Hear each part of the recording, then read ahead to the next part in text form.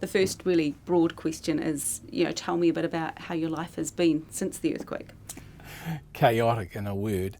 Absolutely. We had a very demanding practice before the quakes, but with that series of quakes, the law firm was inundated with people who didn't know where to go, where to turn, what their rights were with insurance parties, and we really felt it was impossible to turn people away. So we were just flooded, and in a funny sort of way, I don't think we've eased off over 10 years. It's been dynamite. So it's fair to say it has had a particular impact on the nature of your work with, class actions and that kind of thing. Yes, yeah, very definitely. I think everybody came to the rude awakening in an early stage that perhaps the insurers weren't being entirely open as to how they'd done their costings in particular.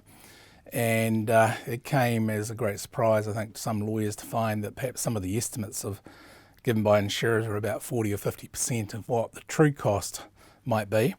And of course you had to establish the true cost by getting independent expert advice. And that presented a big problem for many people because it's costing you money to talk to a lawyer. It costs you several $1,000s to get a structural engineer, several more for a quantity surveyor.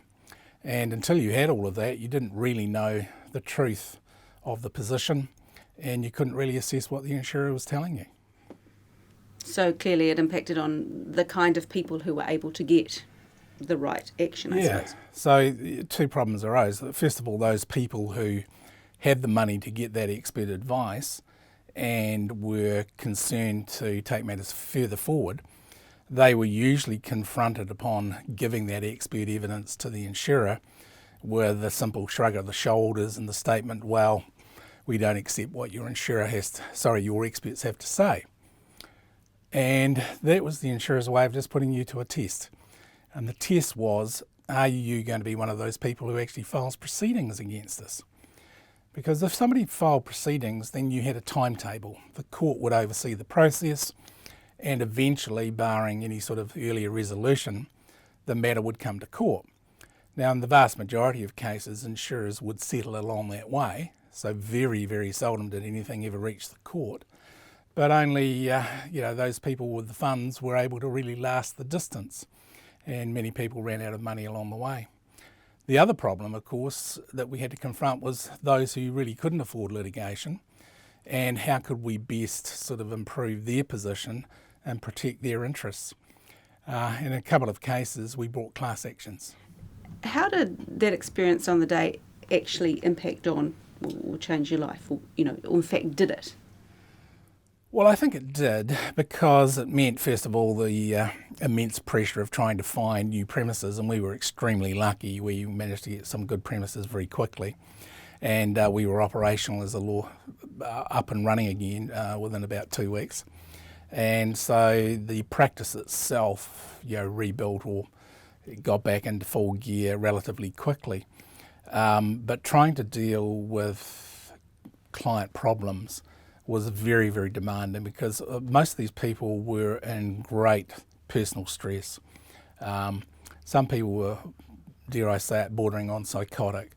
The District Health Board at one stage made a public statement saying that they thought that 60% of Cantabrians had some sort of general anxiety disorder. And that would be my observation. I think that would be a fair comment.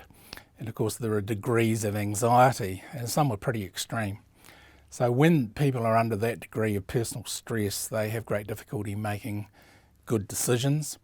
They're suspicious sometimes of the advice they're receiving. And so there are added sort of responsibilities going with trying to guide people through these processes. And for you in your personal life, though, has it impacted in any way in terms of personal things you've chosen to do? It's probably greatly restricted the amount of personal time out of the practice. There's been a major problem over the last 2 or 3 years in particular of trying to get holidays and actual time away.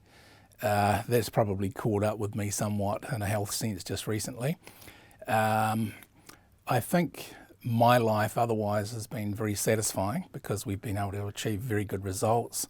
We're at the final stages of class action, which I think will be of a complete watershed and turning point in New Zealand legal history terms, and will have a outstanding result for the 3,000 people who are affected in that action.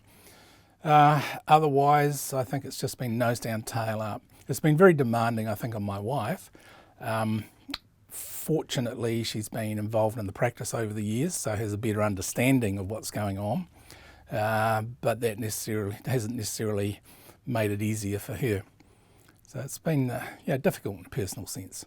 You have at least managed to see each other because she works in the practice. Exactly. Well, interestingly, we're going to show you a wee snippet of what you had to say when you did that first interview. So I'm going to give you the laptop.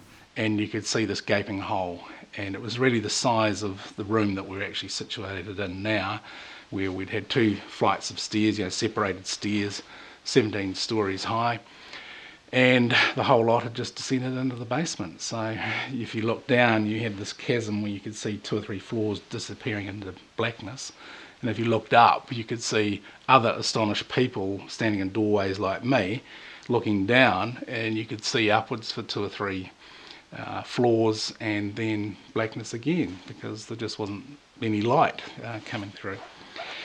So now we've got 17 stories of people trapped. What do we do? What do you think when you listen back? Well, I feel cool and calm about the whole thing, in the sense that that was the day, and I think the decisions had to be made, and I don't think, I didn't feel that I was greatly emotional at the time. You just focus on what needs to be done, and there may be options. You've got to quickly go through those options, pick the best one, and then get on with it, because time was of the essence. That's not to say there were certainly a lot of staff who weren't emotional. There was plenty of emotion, I think, at that with others, but we were able to keep it focused, and it worked exceptionally well.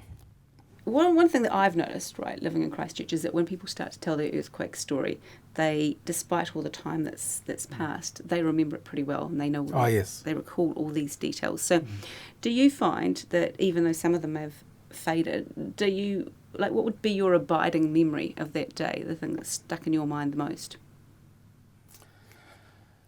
Well, I think things moved quite rapidly. I think from memory, the overall time for us to get out of that building probably exceeded 1.5 hours. We were exceedingly busy because we had 2 lines of rope onto each individual who was being taken over the side of the building, and we wanted to be absolutely sure there was no danger of one rope breaking. Okay, we had a safety rope, but we certainly didn't want to lose a rope or lose a person, and we were intensely focused on that. So suddenly, when the last 3 of us were rescued, we found ourselves on the street. What now? Where to go? How to get home, because the cars are all locked up and jammed in a building. And so we had a very long trek to one of the lawyers' homes, and that actually took us through North Hagley Park and a lot of liquefaction, and it was that walk which probably brought home the enormity. It was one thing for our building to suffer the damage it did. From our offices, we saw the collapse of the PGG building, and that was, on the ground, and we could see smoke in another direction, which we later found was from CTV. But as you walked along Armour Street, there was liquefaction up to the windows of cars. Cars were almost buried in the liquefaction. The lead up to the bridges had all collapsed, so you had to climb a metre up onto the bridge, walk across, and then drop down a metre. So the devastation, you had time to pause and reflect on what had actually gone on. And then, of course, your mind turns to, where is the rest of the family? I had a daughter at home on Mount Pleasant, not really sure what the position there was. My wife was with me. Unfortunately, our son was in London, but he was on the phone, quick smart. So, the devastation, I think, was, sharp and take a breath. If you had to kind of sum up what the legacy of the earthquakes would be for a city like Christchurch, do you have a kind of a thought on that? Well, I guess in a general sense, it probably reinforces the fact that people have to be prepared for the worst, and life always seems to be pretty comfortable in NZ. We shouldn't be too naive that things can change in an instant, and you've got to be prepared for that. You've got to be able to cope with something which is seemingly truly outrageous. And if you come back to a more sort of focused view in terms of the recovery operation, I think there wasn't enough emphasis put on authorities to enable an economic recovery, and an economic recovery could have been accelerated by giving appropriate access to certain buildings for people to recover computers and electronic records and that sort of thing. And although certainly they were under great strain in terms of urban rescue and that sort of thing, there was no consciousness among those decision makers of the need for the economic recovery, and I think there are lessons to be learned there. In terms of the insurance and legal issues that flow, I think there was great ignorance in the community. Although disasters have occurred around the world, and the Americans have this description of delay, deny, defend, the attitude taken by insurers or deep-pocketed defendants, that's always been the case in litigation, and there have to be better means to support people to protect their rights. And I think the community was left largely to itself. There wasn't any sort of government funding that would assist people to get their insurance claims sorted. So that was very difficult. Even now, 11 years down the track, we still have people who have not had their insurance claims completely resolved, and there are ongoing disputes, and that's appalling.